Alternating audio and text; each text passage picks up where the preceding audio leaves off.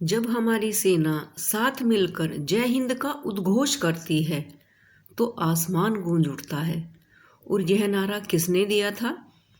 यह कहा था हमारे इस पावन भूमि, इस माँ भारती के वीर सपूत नेताजी सुभाष चंद्र बोस ने।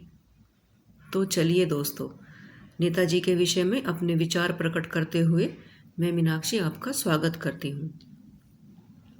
उड़ीसा के कटक में जानकीनाथ बोस, जो कि एक बड़े वकील थे, और माँ प्रभावती देवी, जो एक धार्मिक महिला थी, उनके घर पर 23 जनवरी को नेताजी का जन्म हुआ था।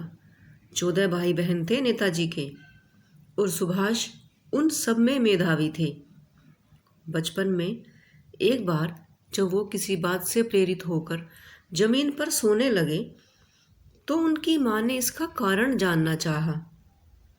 तो उन्होंने कहा कि हमारे पूर्वज और सभी कुछ बड़ा करने वाले जमीन पर सोते हैं माँ। तो उनके पिता ने समझाया कि बेटा, मात्र जमीन पर सोने से नहीं, समाज के और देश के लिए कुछ बड़ा करने का जज्बा होना चाहिए।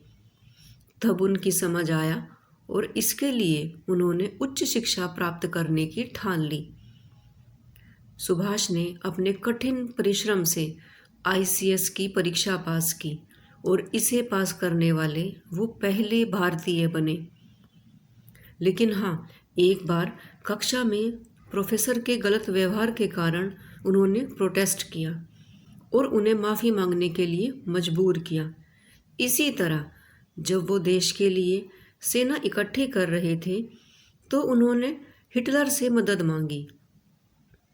हिटलर ने मना कर दिया और अपनी लिखी हुई पुस्तक में भारतीयों के खिलाफ टिप्पणी की।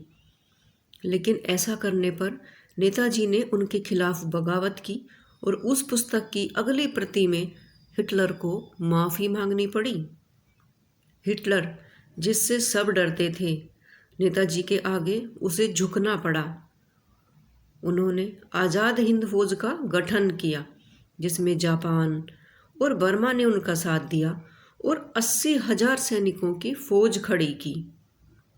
उसी के साथ उन्होंने अपनी मातृभूमि को आज़ादी दिलवाई, यह कहकर कि तुम मुझे खून दो, मैं तुम्हें आज़ादी दूंगा।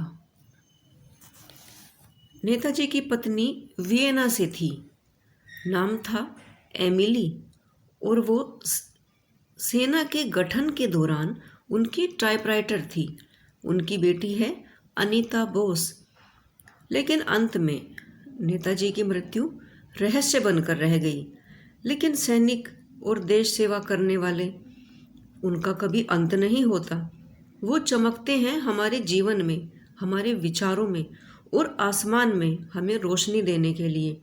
नेताजी को नमन करना है तो अपने विचारों में दृढ़ रहें, अपने देश के लिए अच्छा करने का जज्बा रखें, क्योंकि नेताजी कहते थे कि एक बड़े बदलाव के लिए हमें एक बड़ा कदम भी उठाना होगा और सबको साथ लेकर चलना होगा। इन्हीं विचारों के साथ नेताजी को शत शत नमन। जय हिंद।